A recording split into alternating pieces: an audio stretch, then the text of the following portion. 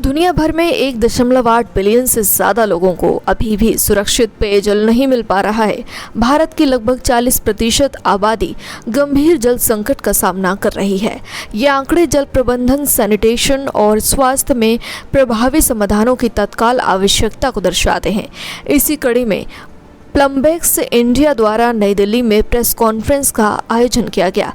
बता दें कि प्लम्बेक्स इंडिया 2025 जो 24 से 26 अप्रैल तक भारत मंडपम नई दिल्ली में आयोजित होने वाला है। भारत में प्लम्बिंग, सैनिटेशन और वाटर मैनेजमेंट प्रोफेशनल्स का सबसे बड़ा कार्यक्रम है, जो भारत के जल संकट को हल करने के समाधानों पर केंद्रित उद्योग के लीडर्स, इनोवेटर्स और पॉलिसी मेकर्स को एक साथ लाएगा। इंडियन प्लम्बिंग एसोसिएशन के नेशनल प्रेसिडेंट गुरमीत सिंह अरोड़ा ने कहा कि प्लम्बेक्स इंडिया व्यवसायियों और उभरते उद्यमों के लिए नेटवर्क बनाने और नए अवसरों का मूल्यांकन करने की पहल है। प्लम्बिंग और जल समाधानों के लिए भारत के प्रमुख प्लेटफॉर्म के रूप में प्लम्बेक्स इंडिया 2025 जल सुरक्षा की दिशा में ग्लोबल स्तर पर चल रही मुहिम में एक महत्वपूर्ण कार्यक्रम बनने जा रहा है। इस कार्यक्रम में 125 से अधिक प्रदर्शक एक साथ आएंगे। साथ ही प्लम्बेक्स इंडिया में 15,000 से अधिक बिल्डिंग इंडस्ट्री के पेशेवर भाग लेंगे। प्लम्बेक्स इंडिया में 1,25,000 स्क्वायर फुट डिस्प्ले एरिया है, जहाँ पर 125 स्टॉल हैं, जहाँ हम पानी बचाने की पूरी टेक्नोलॉजी डिस्प्ले कर रहे हैं। और प्लम्बेक्स 3 साल बाद दिल्ली आया है, तो हम टारगेट कर रहे हैं कि 15,000 वहाँ पर विजिटर आए 3 दिन में। और मनोहर लाल खट्टर जी ने बोला है कि वो इसको इनॉग्रेट करेंगे, जो minister of housing and urban affairs हैं। और आदरणीय टोकन शाहू जी जो मिनिस्टर ऑफ स्टेट हैं, वो हमारे गेस्ट ऑफ ऑनर हैं। और हमारे स्पेशल इन्वाइटी जो डेनमार्क के एम्बेसडर हैं, वो भी आएंगे। डेनमार्क पार्टनर कंट्री है, क्योंकि डेनमार्क पानी में बहुत काम कर रहे हैं। सिंगापुर प्लम्बिंग सोसाइटी का भी प्रेसिडेंट आ रहा है, जहाँ पर 80% पानी हम रीयूज करते हैं, यूज करते हैं। तो इसलिए प्लम्बेक्स बहुत इंपॉर्टेंट है कि हम अपने देश को कैसे वाटर पॉजिटिव बनाएं। सर, अवेयरनेस कैसे क्रिएट करेंगे लोगों के माइंड में कि पानी को ज्यादा गंदा ना करें और वेस्ट ना करें? हम इसीलिए प्लम्बेक्स इसीलिए करते हैं कि हम अवेयरनेस क्रिएट करें कि वहाँ पर जैसे हम एडवर्टीजमेंट पेपर में भी दे रहे हैं, बिलबोर्ड्स में भी दे रहे हैं। ये नहीं कि हम खाली कंसल्टेंट्स को बुलाएं या आर्किटेक्ट को बुलाएं, लेकिन हम जो कॉमन मैन है वो कैसे आके हमारे से सीखे कि बॉस पानी नहीं है कल, और जल नहीं है तो हमारे पास कल नहीं है, तो हमको कैसे भी जल बचाना है। 24 से 26 अप्रैल तक जो आपका एग्जीबिशन लग रहा है, उसमें कितने लोग आने की संभावना है? 15,000 आएंगे लोग, 5,000 पर डे। कितनी कंपनियां इंक्लूडेड है उसमें? 125 स्टॉल हैं, 125 कंपनियां हैं। B2B मीटिंग्स होंगी वहाँ, बिजनेस टू बिजनेस मीटिंग हम अरेंज कर रहे हैं उनके लिए। हम 100 बंदे जो कंसल्टेंट और आर्किटेक्ट हैं ऑल ओवर इंडिया से, हम उनको स्पॉन्सर कर रहे हैं। उनकी हम एयर टिकट और होटल 1 दिन का भी दे रहे हैं। उनको रात के लिए भी हम कॉकटेल के लिए बुलाएंगे, क्योंकि वो मतलब हमारे साथ रहेंगे 2 दिन के लिए। और उनकी हम B2B मीटिंग्स करेंगे, सो दैट वो जो भी लोग आए, आबादी आए, उनको हम एजुकेट करें। वो इंटरनेशनल लेवल पे भी किसी को बुलाया गया या सिर्फ इंडिया से? नहीं, ऑल ओवर द वर्ल्ड से हैं। सर, आप प्लम्बेक्स इंडिया के बारे में क्या कुछ बताना चाहेंगे? बेसिकली जैसे मैंने कहा है कि हम लोग पॉलिसी बनती है, उसके बाद लार्ज इम्प्लीमेंटेशन होता है, फिर ग्राउंड लेवल इम्प्लीमेंटेशन होता है।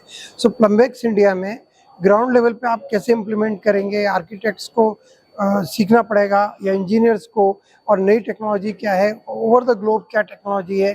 कंज्यूमर्स को भी अवेयर होना है कि किस तरह से कम पानी में ज़्यादा काम हो सकता है। तो ये सब होगा। ये इसमें गवर्नमेंट भी पार्टनर है। गवर्नमेंट ने स्वच्छ भारत मिशन 2 चलाया हुआ है, और उसमें अभी उतनी प्रोग्रेस नहीं है, क्योंकि टेक्नोलॉजी और ये सब चीज़ों का होना तो बहुत ज़रूरी है ना।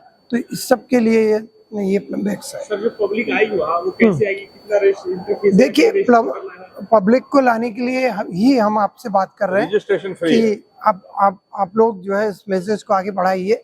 कल पानी नहीं होगा तो वो आपको भी उतनी डिफिकल्टी होगी, मुझे भी होगी।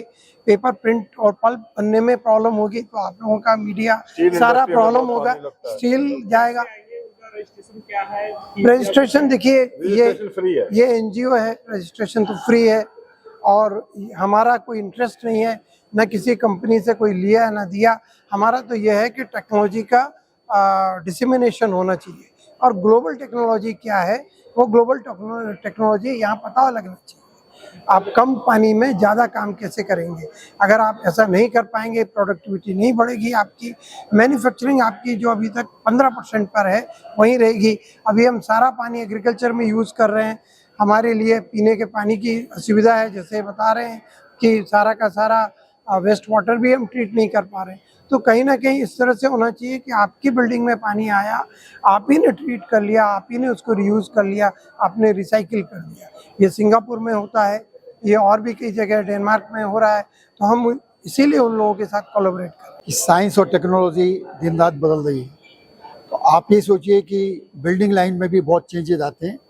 तो जो ये शो है, पर्टिकुलरली बिल्डिंग के जो बनाने वाले हैं, जिनको रियल एस्टेट डेवलपर बोलते हैं, या प्लान करने वाले आर्किटेक्ट्स हैं, या एमई कंसल्टेंट्स हैं, उन लोगों के लिए और एक जनरल सिटीजन के लिए भी ये बहुत ज़रूरी है कि वो वहाँ करके जो प्रोडक्ट डिस्प्लेड हैं उनको कैसे इंस्टॉल करा जाता है, उनकी क्या करेक्टरिस्टिक्स हैं, उनका क्या इम्पैक्ट पड़ता है, उनके कॉस्ट में क्या फ़र्क पड़ेगा, ये जानना ज़रूरी है। और उसके लिए हम उनको रिक्वेस्ट करते हैं कि वो 3 दिनों में ज़्यादा से ज़्यादा नंबर में आए। आप अभी रेन वाटर हार्वेस्टिंग से उसका संबंध क्या जानना चाहते हैं? मतलब ये दोनों डिफरेंट क्वेश्चन दोनों डिफरेंट क्वेश्चन है, मैं आपको बताता हूँ। जब आप रेन वाटर हार्वेस्टिंग करते हैं, रेन वाटर हार्वेस्टिंग का 2 तरीका है करने का। आप जो जल का पानी है, जो वर्षा का पानी है, उसको आप ज़मीन के अंदर, हमारा ज़मीन जो है वो एक बहुत बड़ा वाटर टैंक है, उसकी एक अपनी एब्जॉर्प्शन और स्टोरेज कैपेसिटी है जो आपको फ्री मिली है, नेचर ने फ्री दी है। पर वो किसी जगह पे वो कम है, किसी जगह पे ज़्यादा है। जहाँ पे रेतीली ज़मीन है वहाँ पे वो ज़्यादा है, जहाँ पे पथरीली ज़मीन है या जहाँ पे चट्टान है वहाँ पर वो कम है। जब हम रेन को उसी में जाने देते हैं स्टोरेज में, तो जो नीचे हमारे पास पानी है जिसके अंदर सॉल्ट कंटेंट ज़्यादा है, पर रेन का जो पानी है उसका सॉल्ट कंटेंट बहुत कम है, तो हमारी पानी की गुणवत्ता बढ़ती है, जो हमें फिर ज़मीन से पानी मिलता है वो बेटर होता है। तो ये तो रेन वाटर हार्वेस्टिंग का एक तरीका है। दूसरा रेन वाटर हार्वेस्टिंग का ये तरीका है, यहाँ पे हम उस पानी को ज़मीन में वापस नहीं डाल सकते, हम बड़े टैंक्स बना सकते हैं, उसको स्टोर कर सकते हैं। ये तरीका राजस्थान में, पहाड़ों में, ये हमारी हेरिटेज है जिसको हम भूल गए हैं। इसको दोबारा रिवाइव करना है और हमारी ऑर्गेनाइजेशन इस लाइन में बहुत काम करती है। और जब आप इस प्रदर्शनी में आएंगे तो इनको मॉडर्न बिल्डिंग्स में इन सिस्टम्स को कैसे इनकॉर्पोरेट किया जा सकता है या उसके लिए क्या प्रोडक्ट्स अवेलेबल हैं, वो सब आप वहाँ पर देखेंगे। रजिस्ट्रेशन ऑनलाइन होगा या ऑफलाइन होगा? ये रजिस्ट्रेशन ऑनलाइन है, अवेलेबल है। आप वहाँ